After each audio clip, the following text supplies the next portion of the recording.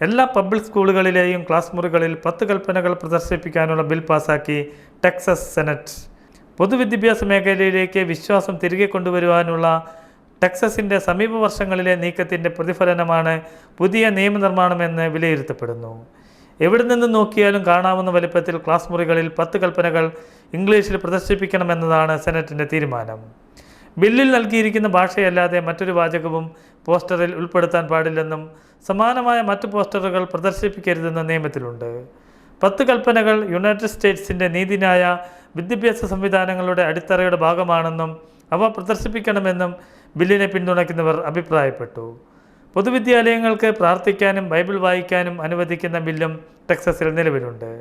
ടെക്സസിലെ പൊതുവിദ്യാലയങ്ങളിൽ മതപരമായ പ്രവർത്തനങ്ങൾക്ക് കൂടുതൽ പിന്തുണ നൽകുന്നതിൻ്റെ ഭാഗമായാണ് ഈ നിയമങ്ങൾ വരുന്നത്.